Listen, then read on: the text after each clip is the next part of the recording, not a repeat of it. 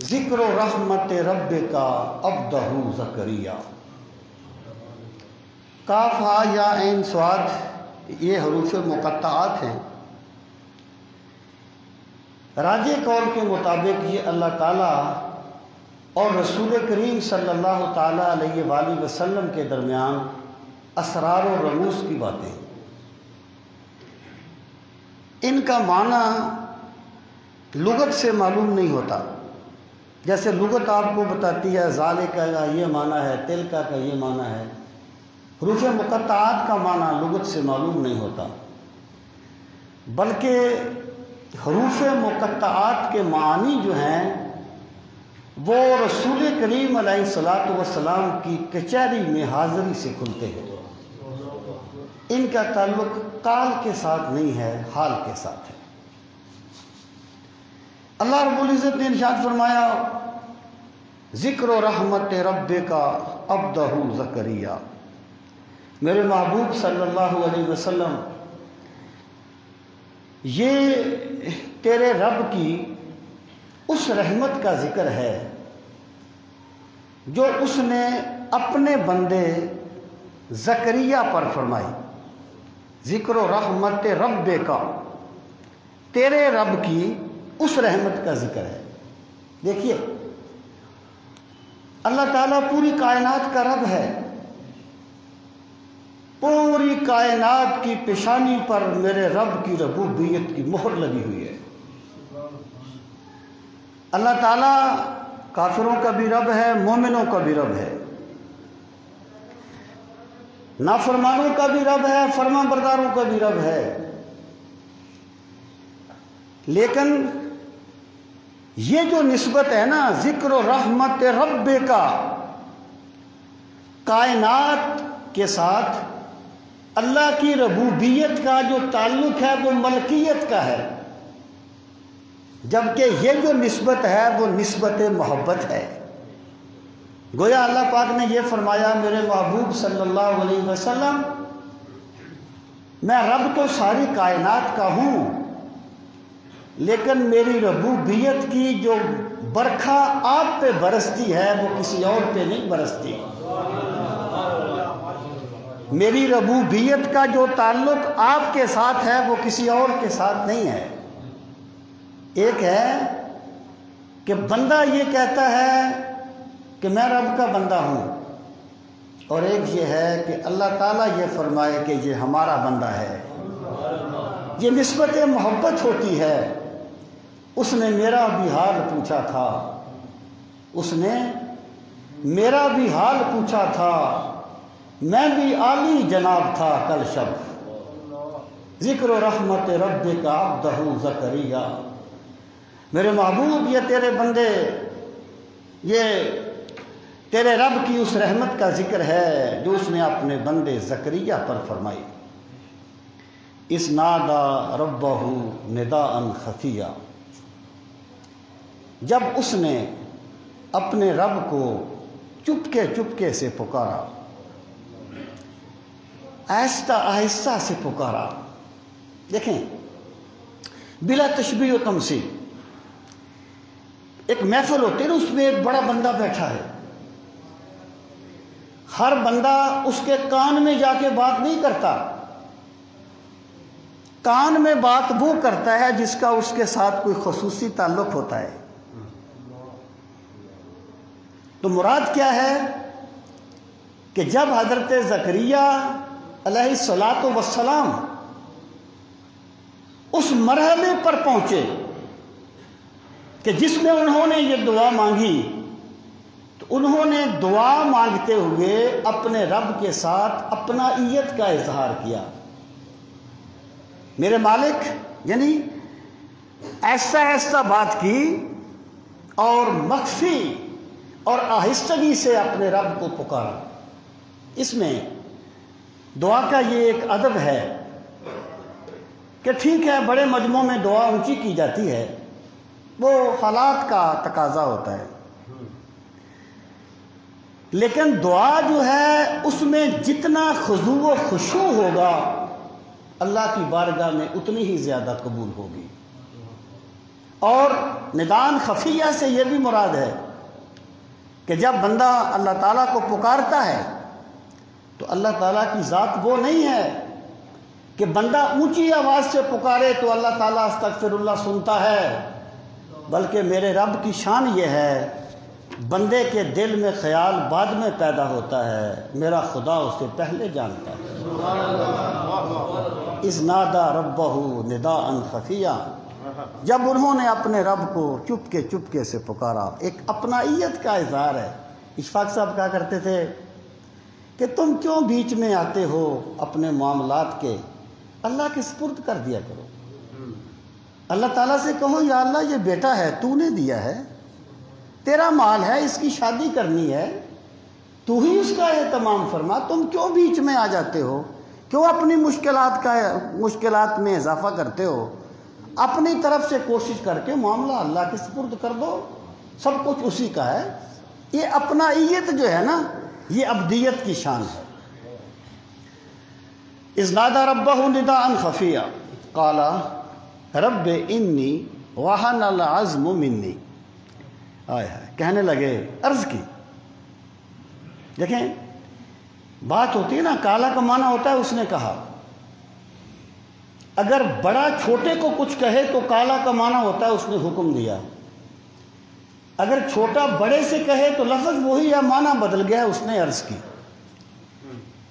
کالا عرض کی، رب اے میرے پروردگار، اے میرے مالک، انی وہن العظم منی، مولا میری ہڈیاں کمزور ہو گئی ہیں۔ دعا کی قبولیت کا انحصار اپنی بے بسی پر ہے، جس کو قرآن نے اضطرار کہا ہے، امن یجیب المضطر اذا دعا۔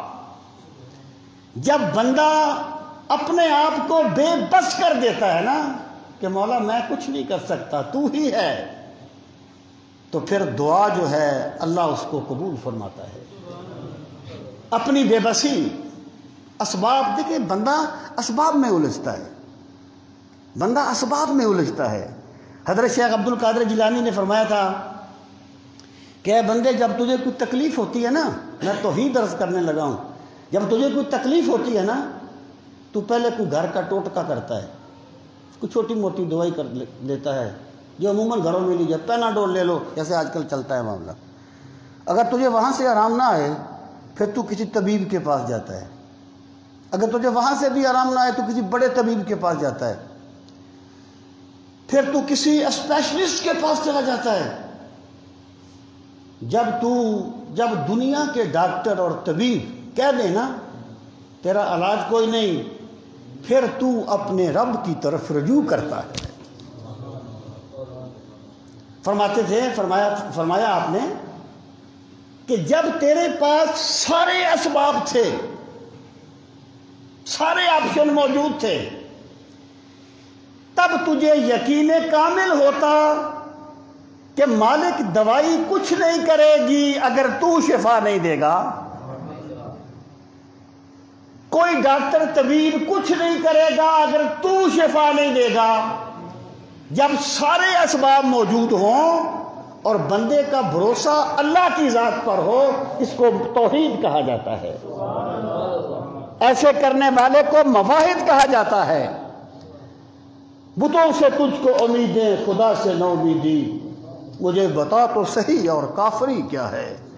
جب بندہ اسباب پہ اعتماد کر کے اللہ کو فارمیلٹی کے لیے پکارتا ہے نا تو وہ ایمان کے راستے پر نہیں چل رہا ہوتا۔ اپنی بے بسی کا اظہار، رب میرے پروردگار، انی وہن العظم منی، مولا میری ہڈیاں کمزور ہو گئیں، واشتعل الراس شیبا، اور میرا سر بڑھاپے کی چاندی سے چمک اٹھا، یعنی بال سفید ہو گئے، بڑھاپا آ گیا۔ یہ دعا کے آداب ہیں، اپنی بے بسی، مولا میں کچھ نہیں کر سکتا، بے بس ہو گیا ہوں، تھک گیا ہوں میرے مالک۔ اور پھر کیا، وَلَمْ أَكُمْ بِدُعَائِكَ رَبِّ شَقِيًّا، میرے مالک تجھے میں نے آج ہی نہیں پکارا، میری زندگی تجھے پکارتے ہوئے گزری ہے۔ وَلَمْ أَكُمْ بِدُعَائِكَ رَبِّ شَقِيًّا، میرے مالک سدا تو نے میری دستگیری فرمائی ہے، کبھی ایسا نہیں ہوا کہ میں نے تجھے پکارا ہو اور تو نے میرا دامن مراد بھر نہ دیا ہو۔ میں تجھے پکار کے کسی مشقت میں مبتلا رہا ہوں، یہ بھی ایک دعا کا ادب ہے۔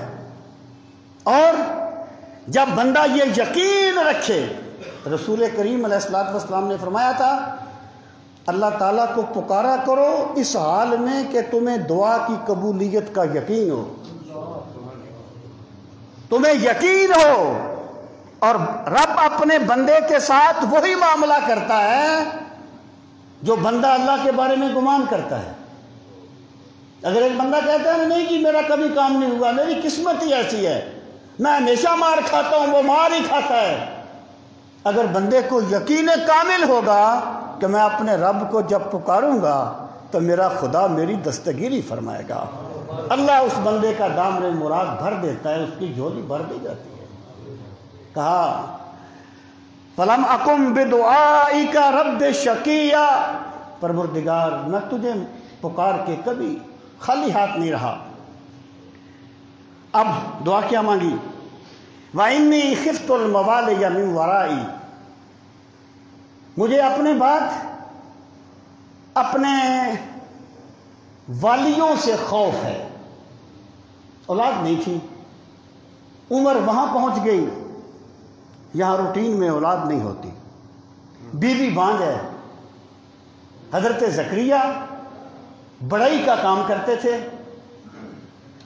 اور اللہ کی توحید کا ہوکہ دیا کرتے تھے۔ اب عرض کی مالک جو میرے بعد میرے وارث بنیں گے وہ تو تیری توحید کا اس طرح ہوکہ نہیں دیں گے، ان کی تو ترجیحات ہی دوسری ہوں گی، وہ تو میرے اس منصب سے کوئی اور بھی فائدے اٹھائیں گے۔ مجھے خوف ہے ان لوگوں سے جو میرے بعد میرے جانشین بنیں گے۔ وَكَانَتِ امْرَأَتِي عَاقِرًا، پروردگار اور میری بیوی بانجھ ہے، یعنی یہ اپنی بے بسی کا اظہار کیا کہ ظاہری اسباب تو کوئی نہیں، ظاہری اسباب تو نہیں ہیں، مالک تجھے پکارتا ہوں، جب تو چاہتا ہے اسباب نہ بھی ہوں تو کام ہو جاتا ہے، اگر تو نہ چاہے اسباب دھرے کے دھرے رہ جاتے ہیں، کام نہیں ہوتا۔ میرے مالک میری بیوی بانجھ ہے، اب دعا کیا مانگی؟ فَحَبْ لِي مِن لَدُنْكَ وَلِيًّا، اسی موالی کو اور ولی کو دیکھے، مانا مادہ ایک ہے۔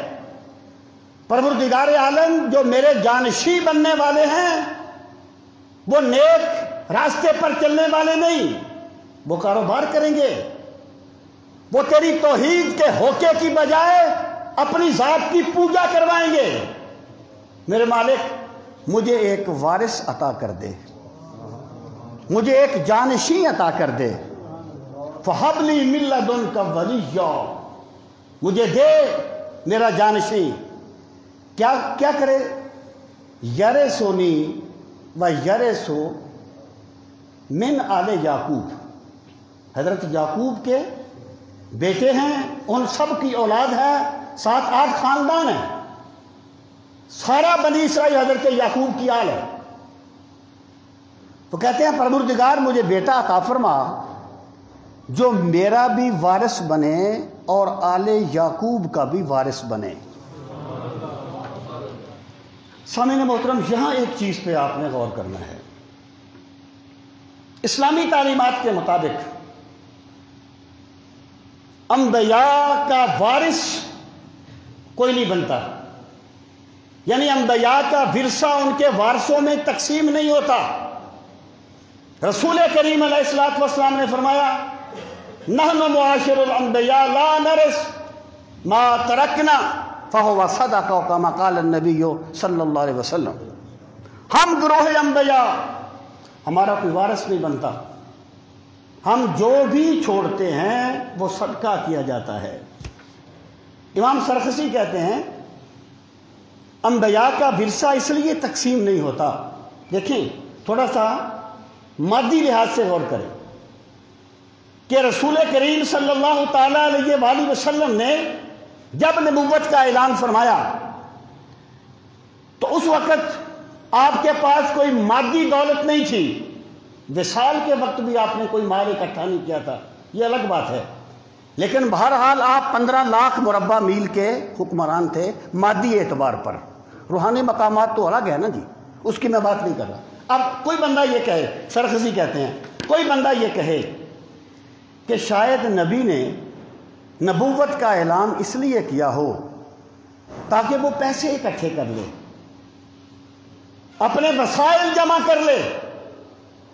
تو اللہ تعالیٰ نے انبیاء کو یہ شان دی کہ وہ ساری زندگی کام کرتے ہیں لیکن ان کا ورثہ ان کے وارثوں میں تقسیم نہیں ہوتا.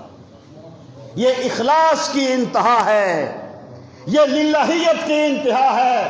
رسول کریم علیہ السلام نے فرمایا تھا اگر کوئی بندہ مر جائے، وہ قرضہ چھوڑ جائے، اس کا قرض میں ادا کروں گا، اور اگر وہ مال چھوڑ جائے تو اس کے وارثوں میں تقسیم ہوگا.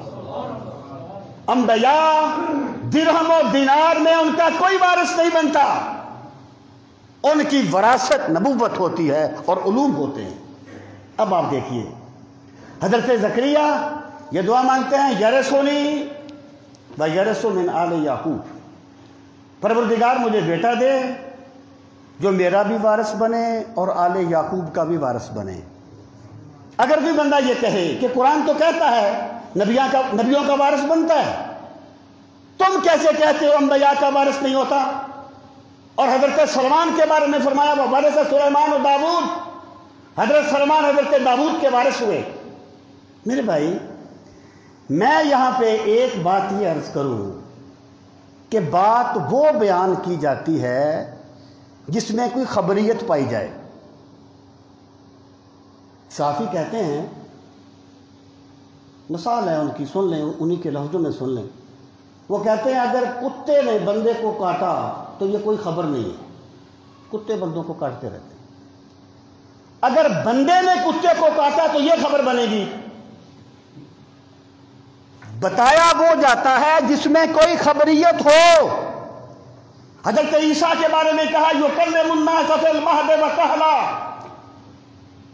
کہ عیسیٰ علیہ السلام پنگوڑے میں بھی کلام کریں گے اور بڑھاپے میں بھی کلام کریں گے. اب دیکھیں نا، پنگوڑے میں کلام کرنے میں تو خبریت آ گئی کہ چند دن کا بچہ ہے. جب لوگ کہتے ہیں کہ مریم تو نے کیا کیا، یہ بچہ ہو گیا، تیری تو ابھی شادی بھی نہیں ہوئی، یہ بچہ ہو گیا. وہ کہتی ہیں مجھ سے نہ پوچھو، اسی سے پوچھ لو. پھر حضرت عیسیٰ کہتے ہیں انی عبداللہ آتانی الکتاب وجعلنی نبیا، میں اللہ کا بندہ ہوں، میرے رب نے مجھے کتاب دی ہے اور میرے رب نے مجھے نبی بنایا ہے. مطلب کیا ہے کہ جس ماں کا بیٹا اتنی شان والا ہو وہ ماں فاحشہ نہیں ہوتی. کلام کیا نا پگوڑے نے، اس میں خبریت ہے. لیکن یہ بڑھاپے میں تو سارے کلام کرتے ہیں جی. یہ کیوں بتایا گیا کہ وہ بڑھاپے میں بھی کلام کریں گے؟ سارے بوڑھے کلام نہیں کرتے. اس میں راز یہ ہے، یہ بات اس لیے کہی گئی کہ جب حضرت عیسیٰ علیہ السلام کو آسمانوں پر اٹھایا گیا تو ان کی عمر 33 سال تھی. کہولت کی عمر 40 سال سے شروع ہوتی ہے.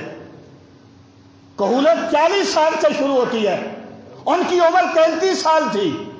اس لیے بتایا گیا کہ وہ آئیں گے واپس اور زندگی بسر کریں گے. بڑھاپے میں کلام کرنا ان کے نزول کو بیان کرنے کا استعارہ ہے. تو بھائی بتایا تو وہ جاتا ہے اس میں کوئی بتانے والی بات ہو. وورث سلیمان و داؤد، سلیمان وارث بنے، لیکن مجھے بتاؤ کون سا بیٹا اپنے باپ کا وارث نہیں بنتا؟ اس میں بتانے والی کون سی بات تھی؟ اور حضرت سلیمان کے تو اور بھی بیٹے تھے، سلیمان کیوں وارث بن گیا؟ ہم اس کو ایک مثال سے سمجھتے ہیں. ایک بندہ وکیل ہے، میں مثال دے رہا ہوں، اس کے 4 بیٹے ہیں. ایک جو ہے اس نے دکان بنا لی، ایک جو ہے وہ پراپرٹی ڈیلر بن گیا، ایک نے وکالت پڑھی، جو باپ کی کتابیں تھیں نا اس کے قبضے میں آئیں، اور چوتھا جو ہے اس نے کوئی اور کاروبار کر لیا۔ لوگ اس سے پوچھیں گے یار تیرا وارث کون ہے تیرے بچوں میں سے؟ تو جو اس کا جانشین بنا ہے نا اس کے فن میں وہ اس کا وارث ہوگا۔ تو وہ ورثہ سلیمان و داؤد، اس سے مراد یہ ہے کہ حضرت سلیمان، حضرت داؤد جو نبوت کے معاملات سر انجام دیتے تھے وہ ان کے دوسرے بیٹوں نے سر انجام نہیں دیے، اللہ نے نبوت کی وراثت ان کے بیٹے سلیمان کو عطا فرمائی۔ بتایا وہ چیز جاتی ہے، اس میں کوئی بتانے کی بات ہو؟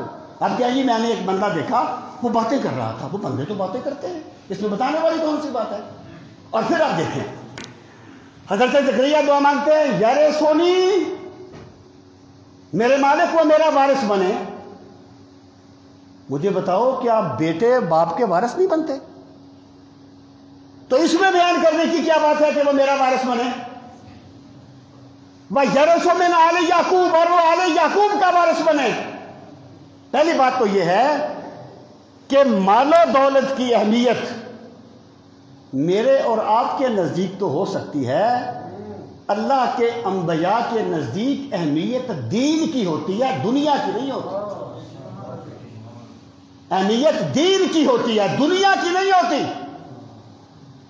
اور انبیاء اپنی اولاد کو دین میں اپنا وارث بناتے ہیں۔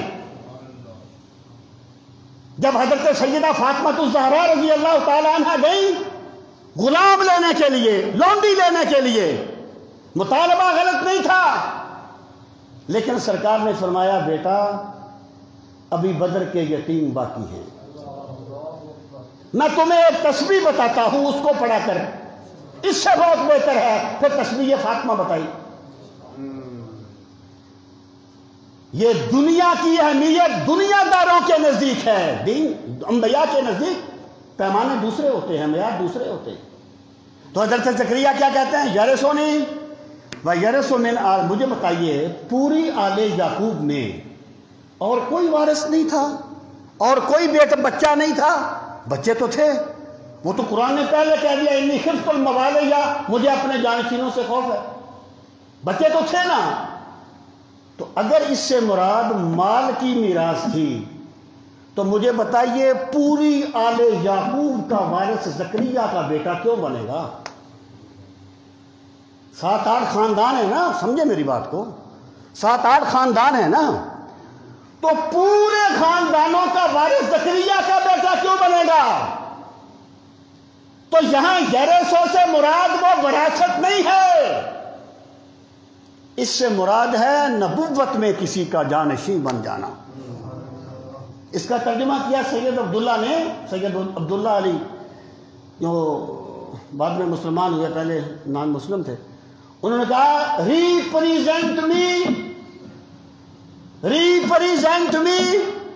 And represent the prosperity of Yaqub, وہ میری نمائندگی کرے اور آل یعقوب کی نمائندگی کرے۔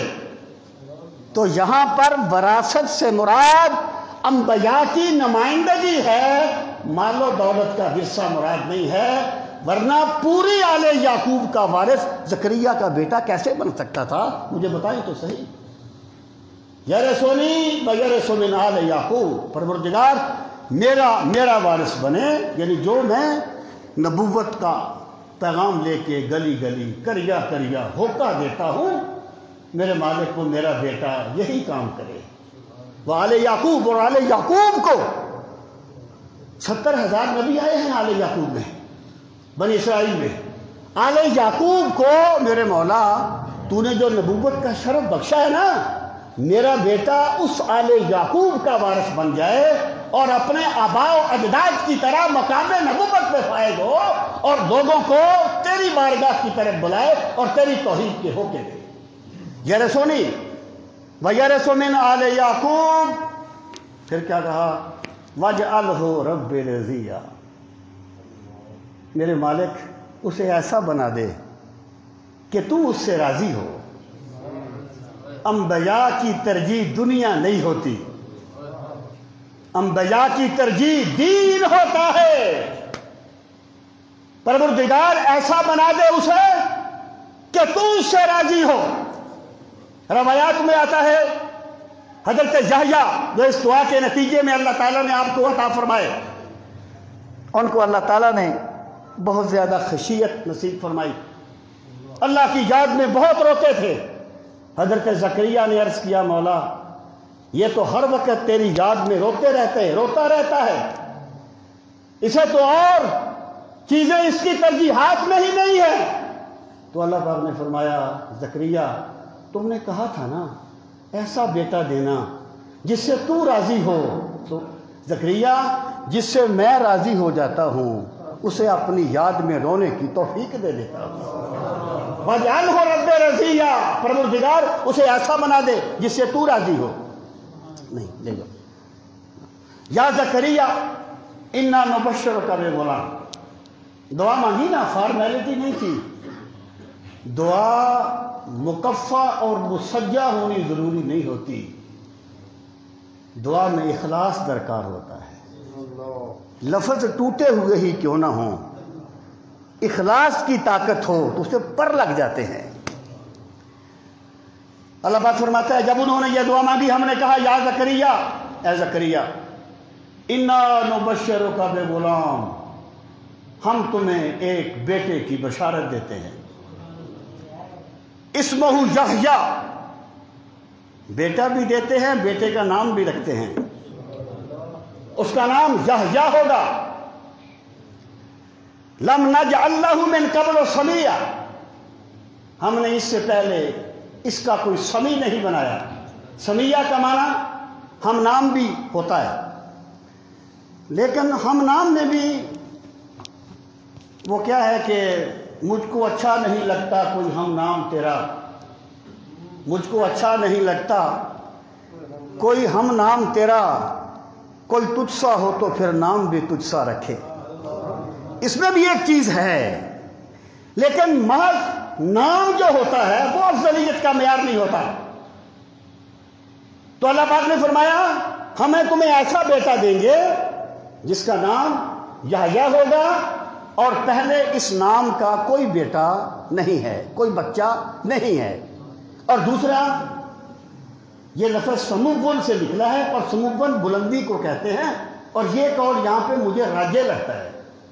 مراد یہ ہے زکریا والی اور بھی ہے، تمہارے جانشین یعنی اولاد تمہارے بھائیوں کی، خاندان کی اور بھی ہے، تمہارا خاندان بہت بڑا ہے، لیکن جیسا بیٹا میں تجھ کو دوں گا نا ویسا میں نے تمہارے پورے خاندان میں کسی کو نہیں دیا۔ لم نجعل لہ من قبل سمیہ، قال، انہوں نے عرض کی رب انا یکون لی غلام، میرے مالک میرے پروردگار۔ دیکھیں ربے کا لفظ بار بار آتا ہے، یہ اصل میں ہے ربی، یا ربی اے میرے رب، تو دعا مانگتے بار بار اے میرے رب کہنا یہ دعا کے آداب میں سے ہے۔ عرض کی مولا رب اے میرے پروردگار انا یکون لی غلام، میرے بیٹا کیسے ہوگا، وکانت امراتی عاقرہ، میری بیوی تو بانجھ ہے، وقد بلغت من الکبر عتیہ، اور میں بڑھاپے میں انتہا کو پہنچ گیا ہوں۔ اب یہ جو کہا نا کیسے ہوگا، اس سے مراد یہ نہیں کہ مولا اسباب نہیں ہے بیٹا کیسے دے گا، میں بوڑھا ہو گیا میری بیوی بانجھ ہے بیٹا کیسے ہوگا، قدرت پر تعجب نہیں، قدرت پر شک نہیں۔ اگر قدرت پہ شک ہوتا تو دعا ہی کیوں مانگتے؟ اصل میں آپ کا مطلب یہ تھا کہ پروردگار تو مجھے بڑھاپے سے جوان کر دے گا، میری بیوی کو تندرست کر دے گا پھر بیٹا ہوگا، یا میں ایسے ہی بوڑھا رہوں گا اور میڈیکلی میری بیوی ایسے ہی بانجھ رہے گی اور تیرے کرم سے ہمارے گھر میں پھول کھل جائے گا۔ نوعیت کیا ہوگی، نوعیت کیا ہوگی، کس طرح ہوگا؟ انا یکون لی غلام، وَكَانَتِ امْرَأَتِي عَاقِرًا وَقَدْ بَلَغْتُ مِنَ الْكِبَرِ عِتِيًّا قَالَ كَذَلِكَ، فرمایا زکریا ایسے ہی ہوگا، تو اسی عمر میں ہوگا، تیری بیوی اسی طرح بال ہوگی، ہم تجھے بیٹا عطا کر دیں گے۔ اسباب کے محتاج تو میں اور آپ ہیں، میرا رب تو اسباب کا محتاج نہیں ہے، اسباب اس کے اشارے کے محتاج ہیں، اسباب اس کے حکم کے پابند ہیں۔ وہ چاہتا ہے تو اپنے خلیل کو بھڑکتی آگ میں بچا لیتا ہے۔ اسباب میرے تیرے لیے ہیں، خدا اس سے بے نیاز ہے۔ پروردگار ایسا ہی ہوگا۔ قال كذلك قال ربك هو علي هين وقد خلقتك من قبل ولم تك شيئا۔ اب اللہ پاک نے فرمایا زکریا تیرا رب فرماتا ہے هو علي هين، جب اسباب ختم ہو جائے تو بیٹا دینا میرے لیے بڑا آسان ہے۔ یعنی بندہ ہے نا، بندہ ایک مرحلے پہ آ کے بے بس ہو جاتا ہے۔ ڈاکٹر بڑے بڑے ہاسپٹل، بڑے بڑے ڈاکٹر، ایک مرحلہ آتا ہے تو کہتے ہیں بس دعائی کرو، بندہ بے بس ہو جاتا ہے۔ جبکہ جس کے ہاتھ میں سدا سارا اختیار ہوتا ہے وہ میرے رب کی ذات ہے۔ ہوا علیہ ہین، یہ مجھ پہ بڑا آسان ہے۔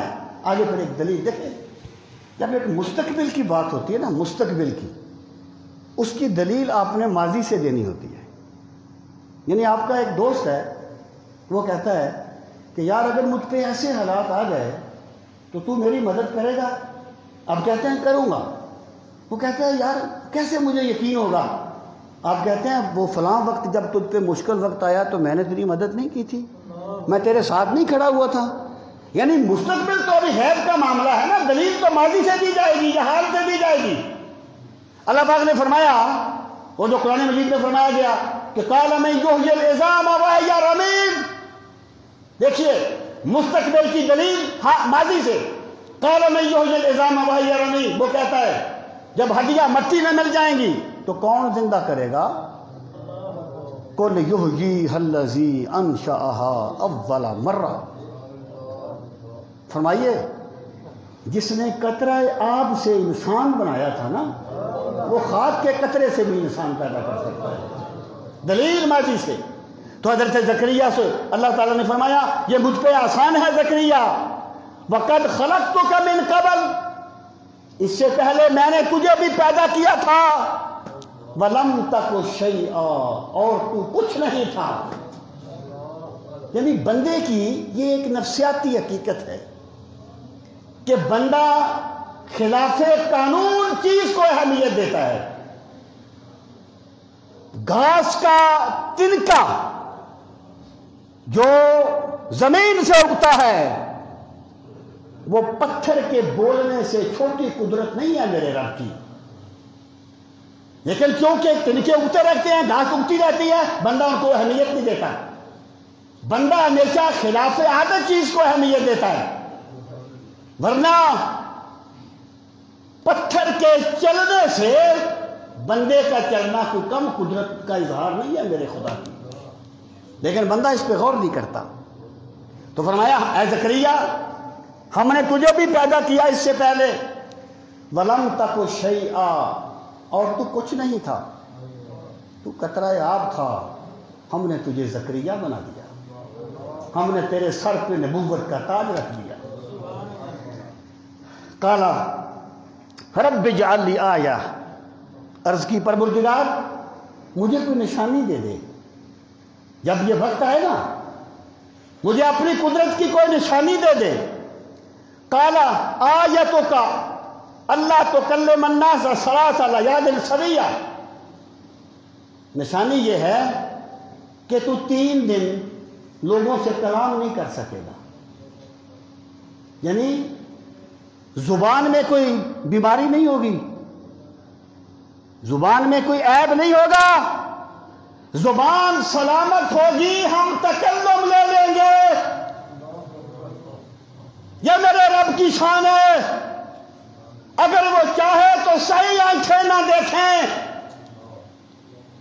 اور اگر وہ چاہے تو 100 سال کے بوڑھے کو بیٹا ہو جائے۔ قدرت میرے رب کے ہاتھ میں ہے، میرے رب کے دست قدرت میں ہے۔ فرمایا تو 3 دن کلام نہیں کر سکے گا۔ فخرج علی قومہ من المحراب فاوحی الیہم ان سبحوا بکرۃ وعشیا۔ اب نکلے اپنے محراب سے، حجرہ عبادت سے، اور لوگوں کی طرف اشارہ کیا کہ آج میں تمہیں کوئی ذکر اذکار نہیں کروا سکوں گا، آج میں تمہیں کوئی بات نہیں بتا سکوں گا، پس تم صبح و شام میرے رب کی پاکی بیان کرو، تم اللہ کی شان بیان کرو۔ یا یحییٰ خذ الکتاب بقوہ۔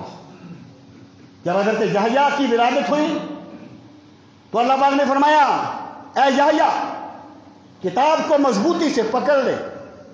وَآتَيْنَاهُ الْحُكْمَ صَبِيًّا۔ زکریا نے بیٹا مانگا تھا نا جو میرا وارث ہو، نبوت کا ہوتا دینے والا ہو، اور جس سے خدا راضی ہو۔ اللہ فرماتا ہے ہم نے دعا کو قبول کر لیا۔ اور حضرت یحییٰ سے فرمایا کے بارے میں فرمایا وَآتَيْنَاهُ الْحُكْمَ صَبِيًّا، ہم نے انہیں بچپنے میں ہی نبوت عطا فرما دی تھی، ہم نے انہیں بچپن میں نبوت عطا فرما دی تھی۔ اور پھر کیا؟ وَحَنَانًا مِن لَّدُنَّا وَزَكَاةً، اور ہم نے اپنی جناب سے انہیں رقت قلبی نصیب فرمائی تھی۔ باپ نے مانگی تھی نا دعا، ہم نے انہیں اپنی جناب سے رقت قلبی نصیب فرمائی تھی۔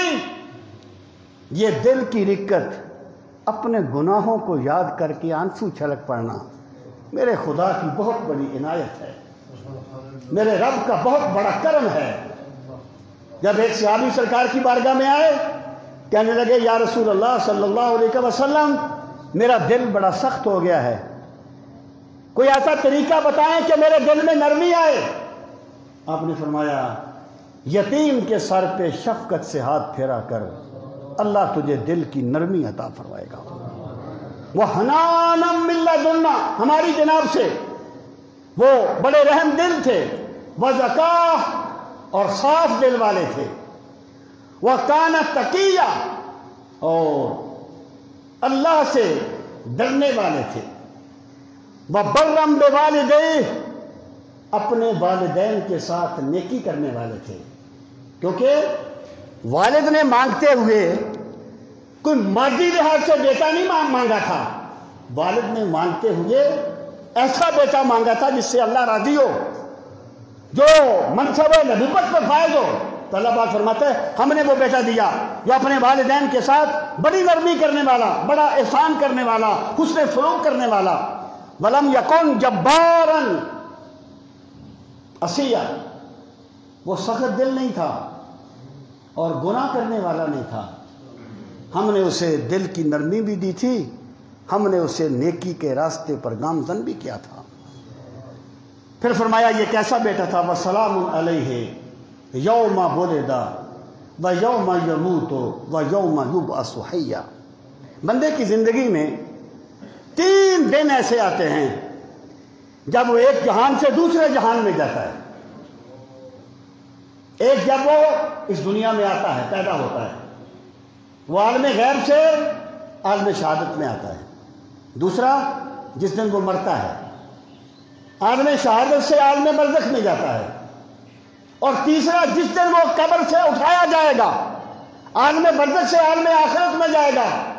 اللہ پاک فرماتا ہے ہم نے اپنے، جب ہمارے بندے نے ہم سے مانگا، ہم نے ایسا بیٹا دیا کہ وَسَلَامٌ عَلَيْهِ يَوْمَ وُلِدَ وَيَوْمَ يَمُوتُ وَيَوْمَ يُبْعَثُ حَيًّا، کہ جس دن وہ دنیا میں آیا اس دن بھی ہمارے سلامتی کی برکھا اس پہ برس رہی تھی، اور جس دن وہ مرے گا اس دن بھی ہماری سلامتی کی برکھا اس پہ برس رہی تھی، اور جس دن اسے زندہ کیا جائے گا اس دن بھی ہماری سلامتی کی برکھا اس پہ برسے گی۔ اس کا مطلب یہ ہو گیا کہ عام بندے کے لیے یہ بڑے مشکل مراحل ہوتے ہیں، لیکن جس سے میرا رب راضی ہوتا ہے اس کے لیے یہ سارے مرحلے سلامتی کے مرحلے بن جاتے ہیں۔ اور جو حدیث پاک میں آتا ہے کہ قیامت کے دن انبیاء کرام گھٹنوں کے بل کھڑے ہوں گے اور رب سلم سلم پکاریں گے، وہ اس کے منافی نہیں ہے، کیونکہ یہاں جس بے خوفی کا ذکر کیا گیا اس کا سبب بندے کے گناہ ہیں، اور وہاں جس خشیت الہی کا ذکر کیا گیا اس کا سبب عظمت الہی کو سمجھنا ہے، اس لیے ان میں کوئی تضاد نہیں ہے۔ تو اللہ پاک نے فرمایا زکریا ایسا تھا کہ جس دن وہ دنیا میں آیا اس دن بھی سلامتی کی چھاؤں میں آیا، جائے گا تو سلامتی کی چھاؤں میں جائے گا، اور جب قیامت کے دن اٹھے گا تب بھی سلامتی کی چھاؤں میں جائے گا، چھاؤں میں اٹھے گا۔ اللہ تعالی ہم سب کو اپنی دین کا فہم صحیح نصیب فرمائے۔ وما علینا الا البلاغ المبین۔